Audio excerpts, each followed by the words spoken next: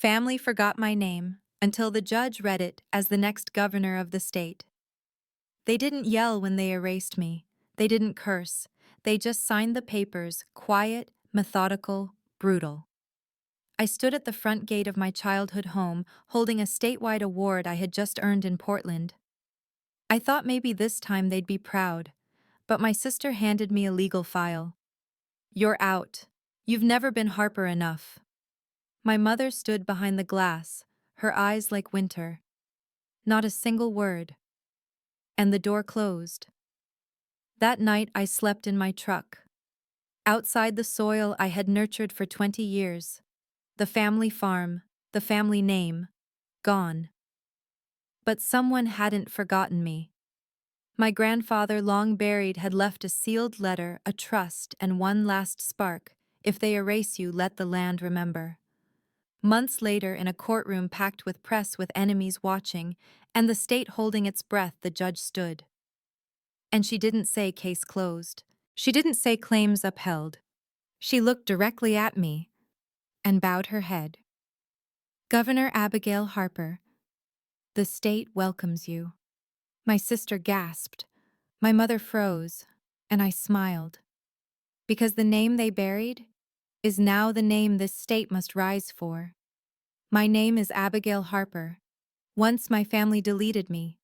Now the court, the people, in history say my name loud. Before I tell you the full story, drop a "hi" in the comments. Let me know where you're watching from. And if you believe stories like mine deserve to be heard, please subscribe. Sometimes reclaiming your name begins with someone finally saying it right. They'd see me.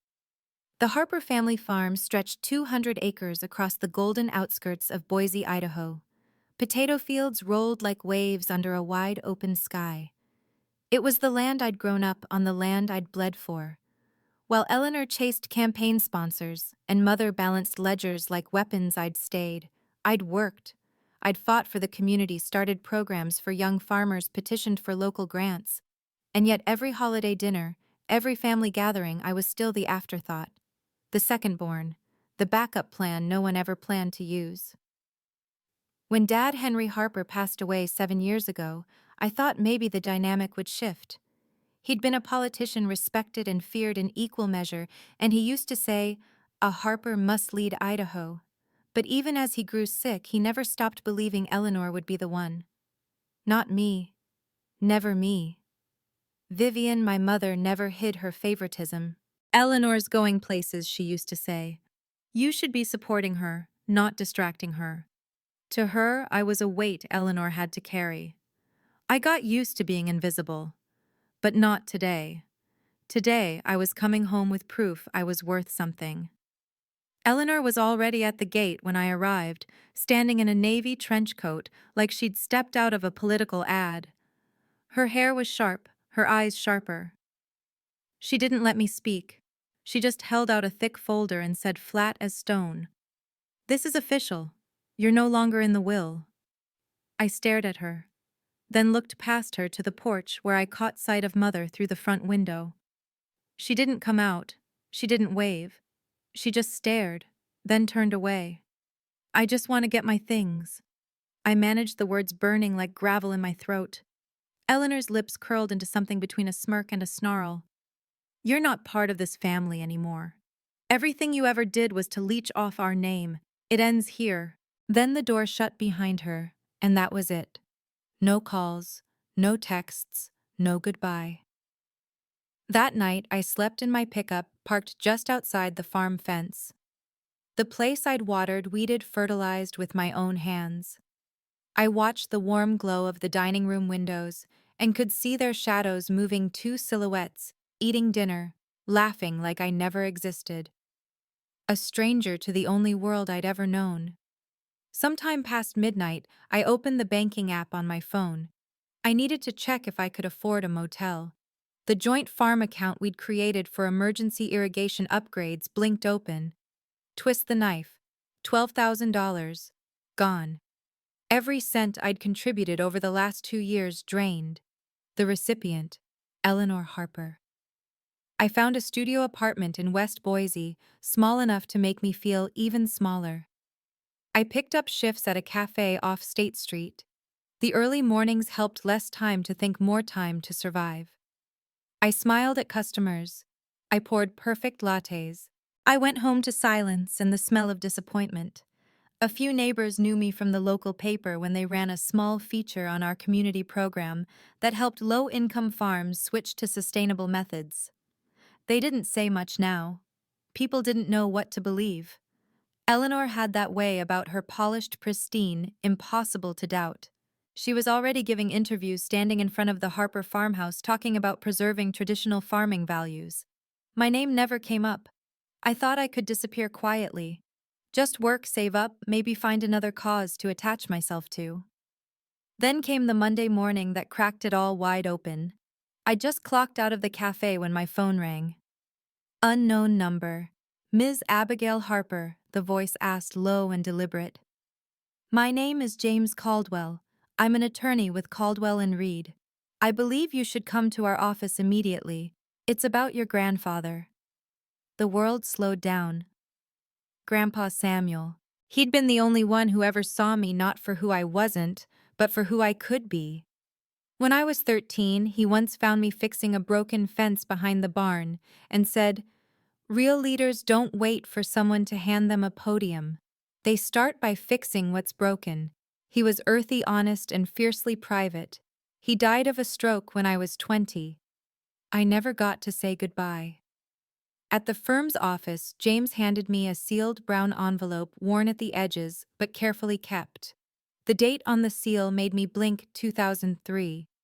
Inside was a handwritten letter from Samuel and an official trust declaration. My name stared back at me in ink so strong it looked like it was written yesterday.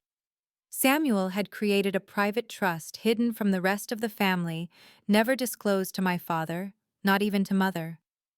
It granted me legal ownership of 25% of the Harper farm. Not just that he'd transferred $250,000 from a federal agricultural investment he'd secured years ago. The money was earmarked for one thing only: my gubernatorial campaign, should I ever choose to run. I laughed out loud. Then I cried. Twist of fate. Samuel had been following me for years. The file included clippings of newspaper articles, screenshots of local council records, even a copy of the first op-ed I wrote about rural food insecurity. He'd printed it, highlighted my name, and written a single note in the margin. "She's got it." James cleared his throat gently. "There's more," he said, and handed me a line from the letter. "If you're reading this," my grandfather wrote, "then the betrayal I feared has come to pass. But don't be afraid. You are the fire of Idaho, and no one can extinguish you." I stepped out of the office into the soft drizzle of early spring rain, the letter pressed to my chest like a heartbeat. I could almost feel him beside me whispering, "Stand up, girl. This fight isn't over." And for the first time in weeks, I believed him.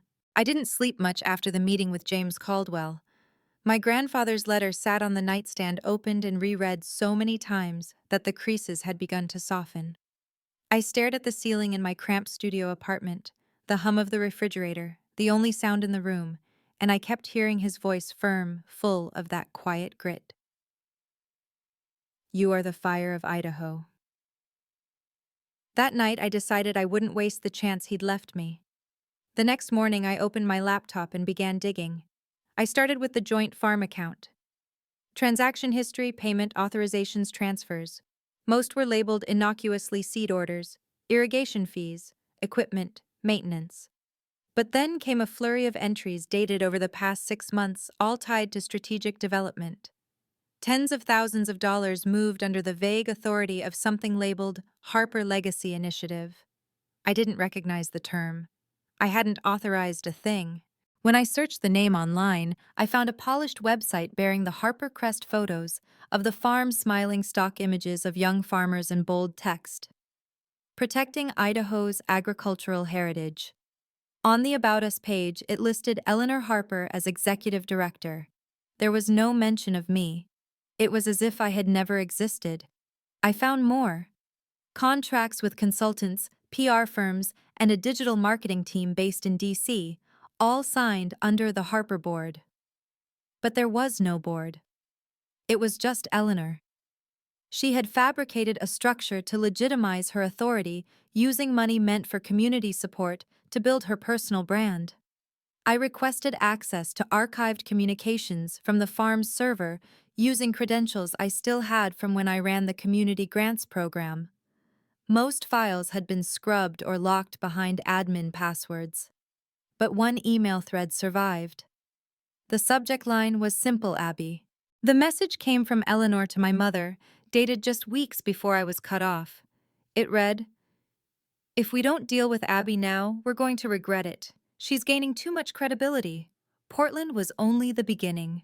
Beneath it, Vivian had replied, "Make sure everything is legally sound. I don't want this coming back to haunt us." I stared at the screen, hands trembling, bile rising in my throat. It wasn't just rejection. It wasn't even jealousy. It was fear. They feared I could become the echo of a man they had never been able to control. Samuel Harper hadn't just believed in me, he had scared them. I was his living legacy, and that legacy didn't fit into their blueprint. I closed the laptop and walked into the kitchen, the cheap linoleum cold under my feet. I sat at the small table, pushed aside yesterday's unopened mail, and pulled out a legal pad. I wrote 3 words in thick black ink. They erased me. Then I circled it over and over. They had erased me from the farm, from the financials, from the family. But they had missed one place, Samuel's will, and I had no intention of staying silent. I flipped the page and began outlining my case. I wasn't going to beg for re-entry. I was going to reclaim my name legally, publicly, irrevocably. If I couldn't knock on the front door of the Harper house, I'd walk through the courthouse instead. Filing the lawsuit was the first official act I had taken under my grandfather's trust. It felt both terrifying and exhilarating. Morning in a slate gray blouse, my hair tied back, face bare except for a swipe of lip balm. Clara Jensen, one of the few friends I had left, offered to sit in the gallery. I squeezed her hand before walking in. The courtroom felt colder than I'd expected. Across the aisle, Eleanor sat ramrod straight in a fitted navy dress, jaw tight. Vivian sat beside her, wearing the same cream-colored suit she'd worn to Henry's funeral. Their eyes didn't meet mine. Judge Margaret Stone, a woman with a reputation for zero tolerance toward political posturing, entered. The room stood. She nodded, and the hearing began. James opened our side with calm precision, laying out the timeline of the trust, my sudden removal from the estate, the financial transfers, and the establishment of Harper Legacy. Then he played the recording. Samuel's voice crackled through the courtroom speakers, low but unmistakable. "The Harper farm is not a symbol if we divide it among ambition. Its heart is community. Its future belongs to Abigail." Every word landed like stone. I kept my eyes forward, my chest tight. I hadn't heard his voice in over 2 decades. When it was Eleanor's turn to respond, she stood with manufactured poise. She claimed that I had verbally renounced any interest in the estate during a family gathering in 2015. According to her, I had said I wanted nothing to do with the family's legacy. James stood and asked for the official minutes from that meeting. There were none. There was no signature, no audio, no written record. Just Eleanor's word. James then pulled up the calendar from that month and presented my hospital records from the same weekend she claimed the conversation happened. I had been admitted for a severe allergic reaction and placed under observation for 48 hours. The judge raised an eyebrow. Eleanor faltered. For the first time, her composure cracked. Then came the final blow. Vivian was called to testify. She walked to the stand, slowly, eyes low. When asked if she had authorized the removal of my name from the joint financial account, she answered without hesitation, "Yes." I believed Abigail lacked the competency to manage long-term agricultural investments. Gasps echoed through the room. I turned toward her. "Why?" I asked softly. She didn't answer. She just folded her hands in her lap and looked away. I wanted to scream. But instead I stood taller. Not for her. For me. Judge Stone took a breath, then delivered her decision. The court recognizes the legal standing of Samuel Harper's trust and affirms Abigail Harper as the rightful beneficiary of said trust. All actions taken in contradiction to the stipulations of that trust, including the removal of her name from financial and operational structures, are hereby void. Furthermore, this court recognizes Abigail Harper as the intended recipient of the estate's political endowment, including eligibility to use said funds toward a gubernatorial campaign. Eleanor didn't move, her face drained of color. Vivian lowered her gaze. Silent. Ashen. I didn't smile. I didn't gloat. I just walked out of the courtroom and into the Idaho sun knowing this wasn't the end. It was only the beginning. The announcement was modest. No balloons, no national news cameras, no political fanfare. Just a press release on my website, a local interview on Boise Public Radio, and a small gathering at the community center I helped build. But it was official. I was running for governor of Idaho. I stood behind a folding table that afternoon facing a crowd of familiar faces, farmers with sun-darkened skin, retirees in denim jackets, young organizers with pens tucked behind their ears. These were my people. These were the people who had kept me standing when my own family had tried to erase me. I didn't need a campaign machine. I had soil under my nails and I had them. I know I'm not the choice the Harper name expected, I said into the microphone. But I am the voice this land needs. No one clapped politely. They roared. That night I stayed late with Clara Jensen at my kitchen table, poring over budget spreadsheets, social media drafts, and event itineraries. She agreed to take on the role of communications director, though she preferred volunteer wrangler. Clara had always been better with people than with politics. You're going to have to expect the worst now, she said. They won't just come for your policies, they'll come for you. It didn't take long. By the end of the week, I received a message from an unknown number. No name, just a sentence. You really think you can lead this state? A second-rate Harper doesn't get to wear the crown. Maite. Attached was a photo of me from over a decade ago at a fall festival, clearly intoxicated, laughing with friends. I had no idea the photo even existed. It had never been posted anywhere I could remember. Clara looked at it, then looked at me. That's the opening shot. We issued a statement before the photo could circulate, acknowledging my past, refusing shame, and refocusing the message. Clara called it preemptive vulnerability. I called it honesty.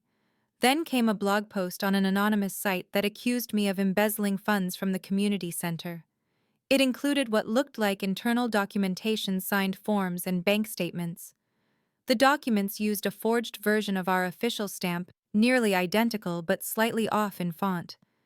I dug through the storage bins under my bed, where I kept every financial file from the center's founding.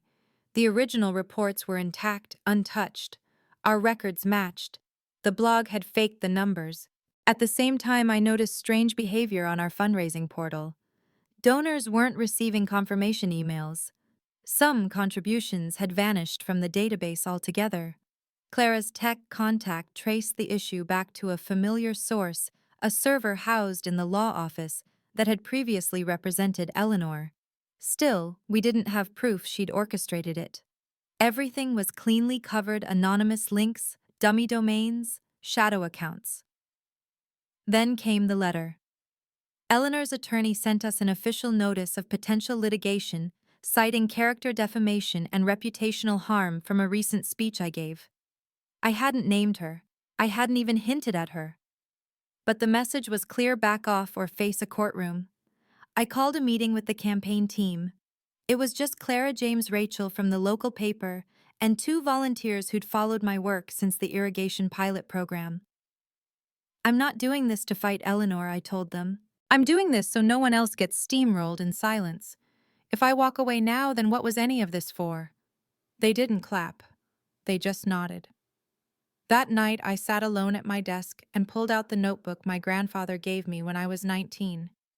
Inside the front cover, in his careful, all-caps handwriting, he had written, "If you're going to go far, don't just be angry. Be purposeful." I underlined the word purposeful 3 times. The following week felt like a game of chess played in a fog. We were being targeted, but never directly. And the moves were designed not to strike, but to erode slow, patient damage. A reporter from a local television station, Leah Sandstrom, asked to meet privately. She wasn't aggressive, but her hands trembled slightly as she pulled out a flash drive. "I shouldn't even have this," she said, "but someone left it in my mailbox." No note. On the drive was a voice recording. A woman's voice claiming to be me, describing how she had bribed city officials to win a community grant. The cadence was familiar, the tone eerily close to my own. But it wasn't me. I listened again, then again. The voice wasn't mine. It was built from mine. We took it to an audio technician at Boise State. He confirmed what we suspected: it was synthetic, stitched together from public recordings. 47 distinct digital splice points, each nearly seamless. That wasn't the only breach. Our cybersecurity consultant discovered spyware on my personal laptop installed through a fake Idaho Statesman email that looked identical to the real one. Every keystroke I typed had been recorded and transmitted for weeks. My campaign notes, my call logs, my donor lists. I called James in a panic. He reviewed the trust documents again. Because the Harper farm had funded part of my campaign's startup costs through the trust, any misstep in accounting could implicate me in misuse even if I had no knowledge of the transaction. Worse, Eleanor still controlled 25% of the original farm trust. If she moved money around and claimed my approval, it could create the illusion of conspiracy. Clara dove into our center's archives and found something I had forgotten completely. 2 years ago, when I'd been bedridden with the flu, I signed a temporary authorization form giving Vivian control over financial approvals. It was meant to last 10 days. It had never been revoked. If Vivian had used that document, and there was no reason to believe she hadn't, any shady transactions could be linked back to me through a legal loophole I hadn't even realized was open. The final blow came in the form of a subpoena from the Idaho Office of State Audit. An anonymous complaint had been filed requesting a formal investigation into the sources of my campaign funding. No names. Just questions carefully worded to sow doubt. My phone started ringing less. Emails from donors slowed. On social media, people began asking things like, "What's really going on with the Harper campaign? And is Abigail hiding something?"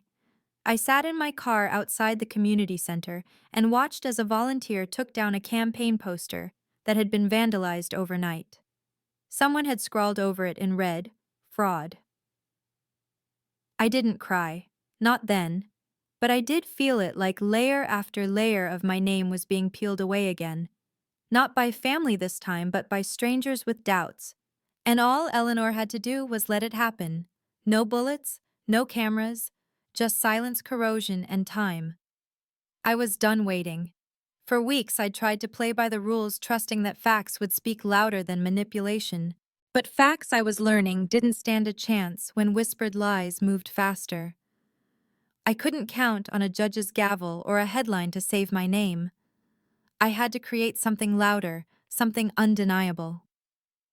Clara and I spent 2 sleepless nights planning a full press conference, hosted not at a fancy hotel ballroom or the state capitol, but at the Harper Community Center. The building still smelled faintly of sawdust and old dreams. I'd helped raise the first wooden beams 6 years earlier, back when the center had been just an idea to give farmers a place to meet, learn, and fight for a future. Now it would be the place where I reclaimed my voice. We sent invitations to every local journalist, every independent outlet, every advocacy group that had ever worked with us. We wanted the room packed, not just with reporters, but with witnesses. People who remembered who I was before Eleanor's campaign of shadows. The morning before the event, I found a letter on my doorstep. No return address, no postage. Inside was a single page, a scanned bank statement from an offshore account in the Cayman Islands.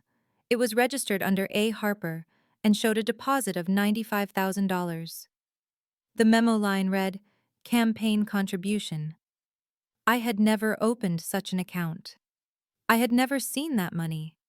But now someone was planting evidence, building a paper trail designed to destroy me from a distance. I handed the document to Clara. She didn't flinch. "They're trying to bury you in fiction," she said.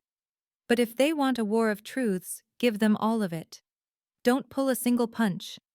That night, someone broke into our campaign office. The front door wasn't kicked in. It was picked clean, professional. Our backup servers were gone, 2 laptops smashed. The security camera wires had been snipped. But Clara, ever cautious, had stored a duplicate copy of every critical file on an external drive hidden in a taped shoebox beneath the filing cabinet. Everything was intact. Every email, every screenshot, every forensic report from our tech team. Whoever had broken in had underestimated us.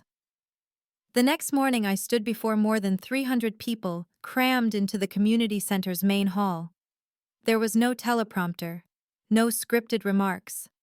I didn't even bring notes, just my voice and the weight of what I carried. I started with the smear campaign.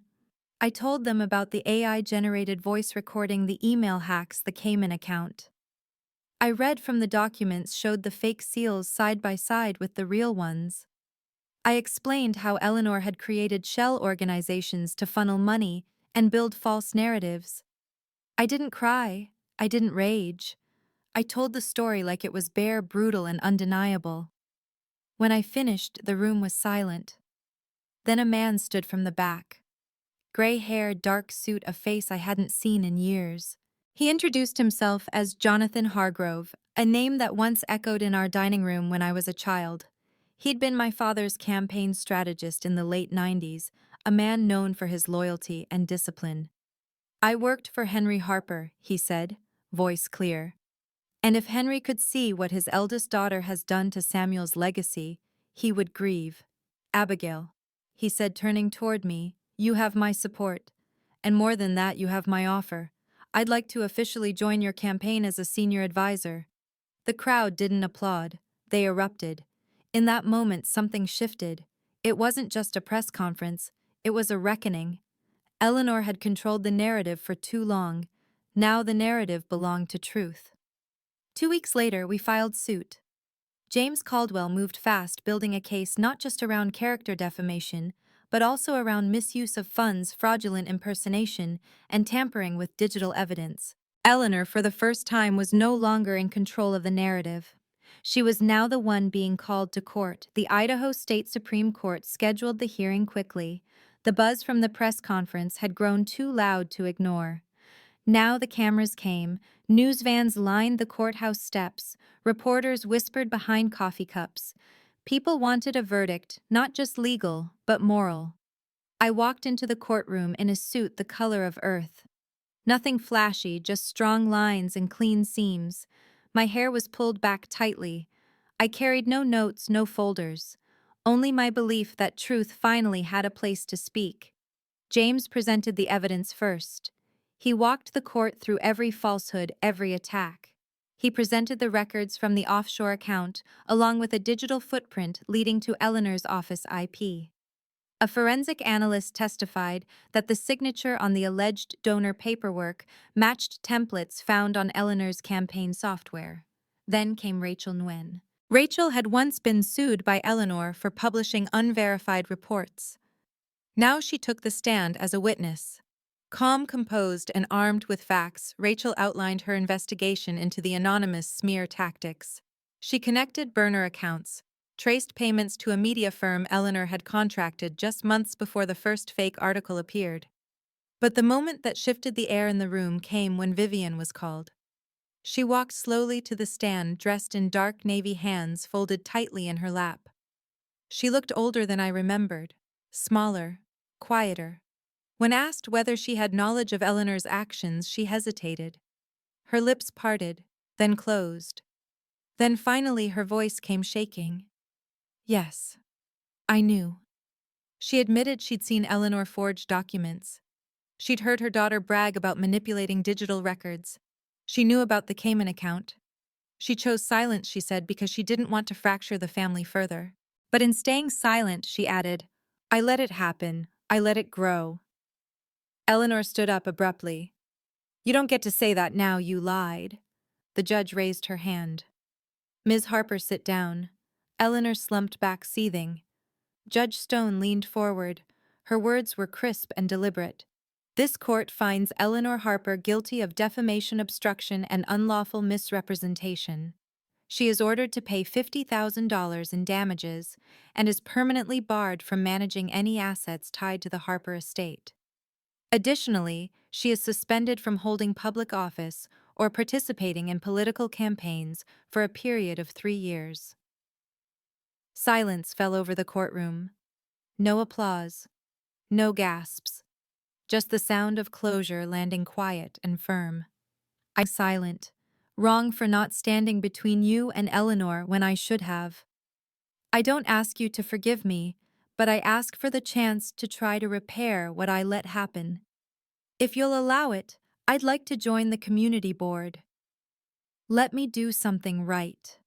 I sat with the letter in my lap for hours. Read it. Folded it. Unfolded it. Read it again. There was a time I would have given anything to hear my mother say she was wrong. Now that I had it, I didn't know what to feel. Some wounds needed time to form their own scabs. But the remorse was there. Honest. Quiet. And that counted for something. At the next community board meeting, I walked into the room and saw her already there, sitting off to the side, wearing a brown coat I hadn't seen in years. She didn't speak. She just listened, notebook open, pen moving as farmers and workers shared their concerns. When our eyes met, she nodded. I nodded back. That was all. Outside those walls, the tide began to shift. People who had once remained quiet began to speak up, sending emails, handwritten notes, small donations. Local businesses offered to host campaign events. Retired teachers and truck drivers and parents began showing up at meet and greets, not with questions, but with casseroles and baked pies and handshakes that lasted a little longer than usual. A group of farmers organized a fundraiser entirely on their own. The event drew more people than we expected, and by the end of the night, we'd raised $30,000 for the campaign money from people who'd never donated to politics in their lives, but believed in something they saw in me. An NPR reporter asked to do a feature. I agreed, but only if we filmed it at the center. They asked what I'd do if I became governor. I didn't hesitate. No monuments, I said. No marble statues. I want bridges, clinics, schools. When the segment aired, I didn't watch it. I didn't need to. I already knew what it said. Jonathan Hargrove, my father's old strategist, signed on as my senior advisor. I still wasn't sure how I felt about his presence.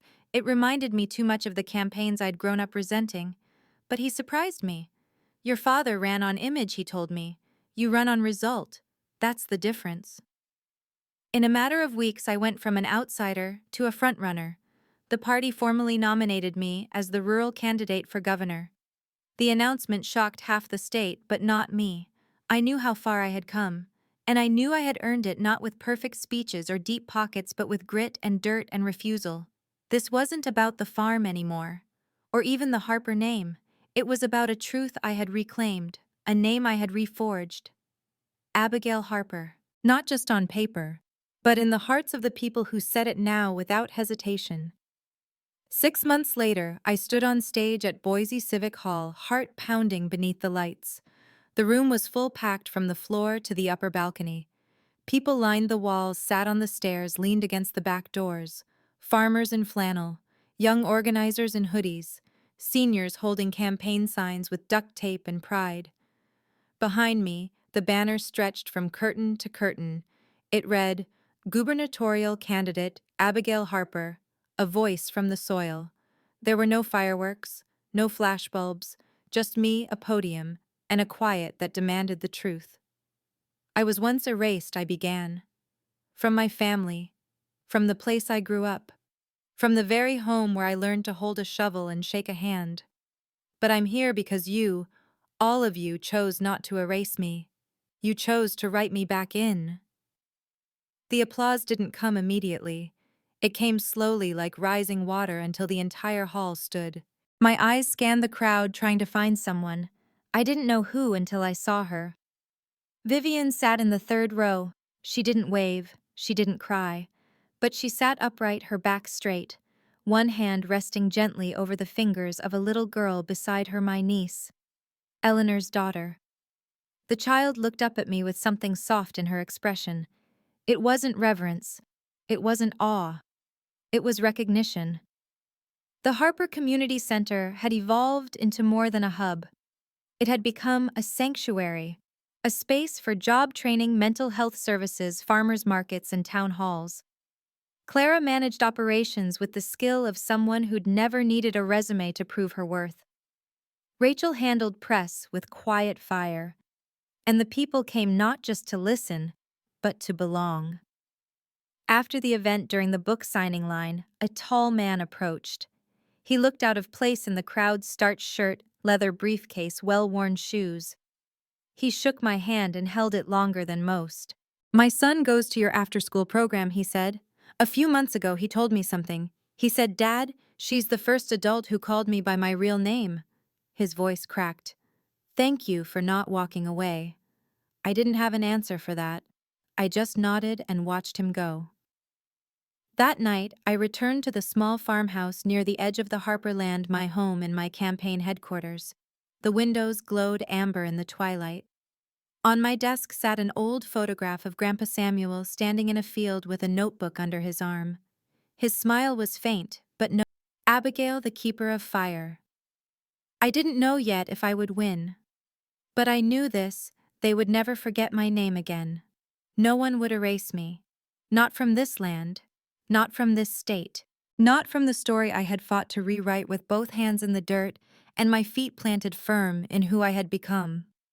Sometimes the loudest victories are the ones whispered in silence, when truth stands tall without needing to shout. No matter how deep the erasure, the roots of purpose always find a way back to the light. And maybe, just maybe, the name they tried to bury was always meant to be remembered. If this story moved you, share your thoughts below. I'd love to hear where you're from, and if you haven't yet, please subscribe to stay with me for the next story that deserves to be heard.